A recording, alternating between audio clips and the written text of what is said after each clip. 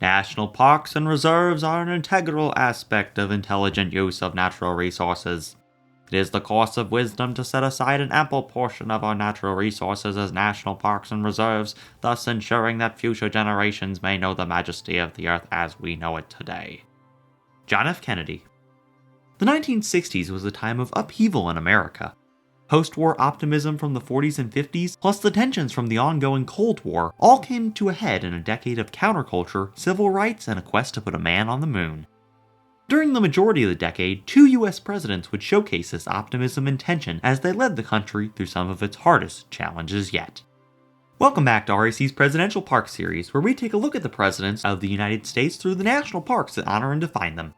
Today we discuss the lives of John F. Kennedy and Lyndon B. Johnson, and how they changed the country and the national parks forever. Without further ado, let's go. John Fitzgerald Kennedy was born in 1917 in a Boston suburb called Brookline. He lived in his birth home for only 3 years before the Kennedys moved to a different residence in the neighborhood. Decades later, after the president was assassinated, the home returned to the Kennedy family, and in 1969, John Fitzgerald Kennedy National Historical Site was established. Kennedy would live in the Boston area until the family moved to New York in the late 1920s. He would return to Massachusetts for college, however, studying at Harvard until his graduation in 1940. He entered the Navy shortly before the United States became fully engaged in combat during the Second World War and served throughout the war. Following the war, Kennedy began his rise in politics, getting elected to the House of Representatives in 1946 and the U.S. Senate in 1953. 1953 also saw him marry his wife Jackie, who would be with him until his death 10 years later. After barely missing out on the chance to be the Democratic nominee for vice president in 1956, Kennedy returned in 1960 with strong support and secured the nomination for the presidency, with Lyndon Johnson running as his VP. Kennedy and his opponent, Richard Nixon, more on him in our next video in this series, made history by agreeing to appear in a series of presidential debates, the first to be televised for the entire nation to view. Viewers watching Kennedy on the television saw him as more charismatic than Nixon, and Kennedy ended up winning the presidency. Although Kennedy was not able to serve a full term as president, he was still able to make massive contributions to the country and national park system, so let's take a look at what he was able to do. 2 national park-related initiatives from the 1950s carried over into Kennedy's presidency. The Mission 66 program, which focused on upgrading parks around the country in time for the Park Service's 50th anniversary, and the protection of shorelines following a report called Our Vanishing Shoreline, put out by the NPS in 1956. According to the JFK Library Archives, Kennedy's pushes for protecting seashores helped secure NPS units like Padre Island in Texas, Point Reyes in California, and even Cape Cod in his home state of Massachusetts. Kennedy also went on a conservation tour in the fall of 1963 to promote awareness of conservation across the country. Unfortunately, it would be only 2 months after the conclusion of his conservation tour that disaster would strike. While his impact on the national parks was largely positive, the world around him during his presidency was often anything but. Clashes with the Soviet Union led to a wall around the city of Berlin, Germany, and World War III nearly happened after both the US and USSR put up missiles in neighboring countries, America and Turkey, and Russia and Cuba. It was on November 22, 1963, however, when all the attention would finally get to Kennedy. While on tour to promote his campaign for the 1964 election, Kennedy was shot in Dallas, Texas, and died fairly soon after. His vice president, Lyndon B. Johnson, was now commander-in-chief. Johnson's background lay in a completely different part of the country than Kennedy. Born in 1908 in Texas, Johnson grew up in the central part of the state's hill country. In 1934, he married Claudia Taylor, later known as Lady Bird Johnson, who helped him in his 1937 campaign to get into the House of Representatives.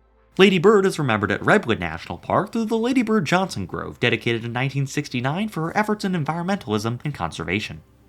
Back to Lyndon. Like Kennedy, he served in the Navy during the Second World War. He continued his career in politics following the war, getting elected to the Senate in 1948, becoming minority leader in 1953 and majority leader the following year, the youngest to hold the position at the time.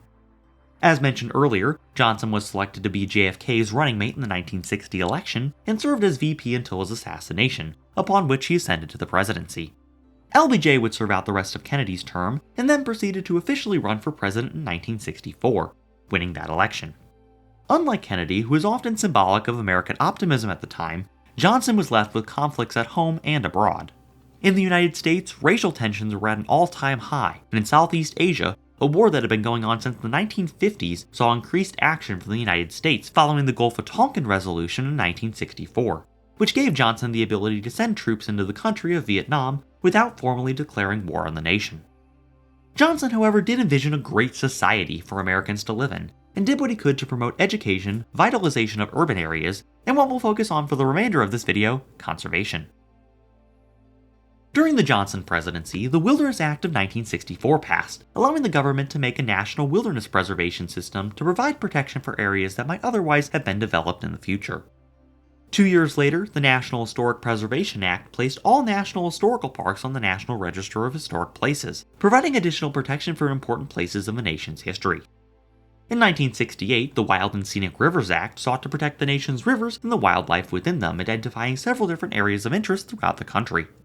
One such place had already been established earlier in Johnson's presidency, Ozark National Scenic Riverways, located along the Current and Jack Forks rivers and the surrounding springs in south-central Missouri. Finally, in the same year, the National Trails Act helped to create a system of recreational trails spanning the country for visitors to enjoy. The two initial trails in the system are also probably the two most famous, the Appalachian Trail in the east and the Pacific Crest Trail in the west. In 1968, the weight of the presidency was bearing down on Johnson, and he decided not to run for another term. He retired to his ranch in Texas, where he would pass in 1973. Part of his ranch became open to the public and is now Lyndon B. Johnson National Historical Park. He is also remembered in Washington, D.C. today through a little park unit called the LBJ Memorial Grove on the Potomac, a place where he used to go when he just wanted to escape the stresses of the highest office in the land. And with that, we have come to the end of another video in our Presidential Park series. Our next video will bring us to the end of the series, recapping some of the major milestones for presidents in the parks in the last few decades, and where the relationship will go in the future. But until then, this has been RAC covering John F. Kennedy and Lyndon B. Johnson.